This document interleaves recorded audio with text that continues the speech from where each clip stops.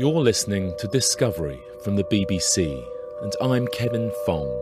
This is the last leg of our trip around the planet Mars, and this time we're following the water, visiting Martian landscapes where it may lie today, and the dramatic terrains that water created in the past. Sky crane has started. The final moments before touchdown of the robotic explorer Curiosity last year. Signal to us, you remain strong. Tango Delta nominal.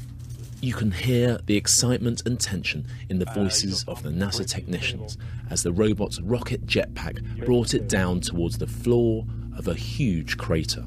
UHF is good. Touchdown confirmed. We're safe on Mars. Curiosity's mission is to discover whether Mars was ever a place where life could have flourished.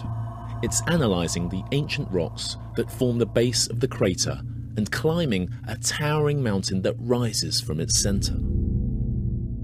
Already, it's found evidence that billions of years ago fresh water gushed across the landscape and may have even collected in a lake. But as we'll hear, this is not the only water in Martian history. Some of the planet's most spectacular terrains were created by vast and violent quantities of it. Imagine, 100 Amazon rivers all cutting loose at once, roaring across the surface.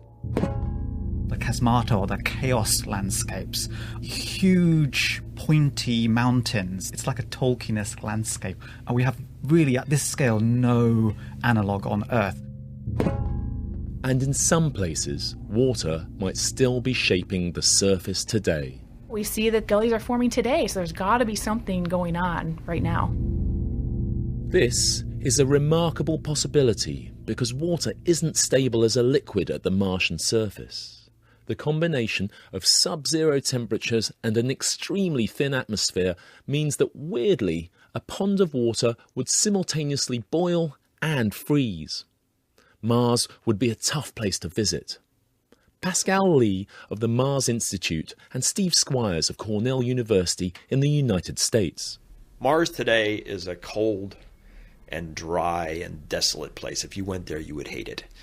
It's really miserable. It's a lethal planet.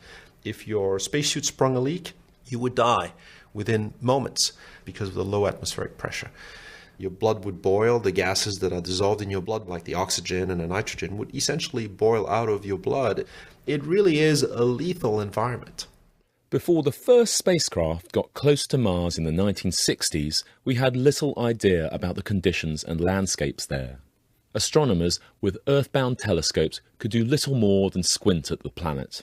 What they saw was blurred patches with darker swathes and apparently straight lines streaking across its face. But this glimpse was enough to let their imaginations take flight. Melissa Rice, a scientist on the current Curiosity mission. Earlier in the last century, people took it for granted that there was vegetation on the planet, that there was intelligent life on Mars, building canals, that there were beings who might eventually have some direct interaction with us. This was something that people accepted as plausibility. But the space race and its robotic eyes reached the planet. And ever since, it's been a world in which hopes and dreams have soared and fallen. Bill Hartman of the Planetary Science Institute in Arizona and Chris McKay of NASA's Ames Research Center. The first glimpses of Mars came from the Mariner flybys. 1965, Mariner 4, which simply flew past the planet, snap, snap, snap, snap, took a few pictures on the way past. And by chance, we flew past those regions of Mars that showed no evidence of water. Pretty much nothing but craters. And scientists at that time were saying, Mars is just like the moon with just a little bit of air to blow the dust around, but that's the end of the story. Mars was dead. Then Mariner 9 went into orbit. 71, Mariner 9 gets there. The dust storm clears. What do we see but evidence of volcanoes and ancient water channels. Dry river beds all over the place. And Mars suddenly became alive. That was called the new Mars.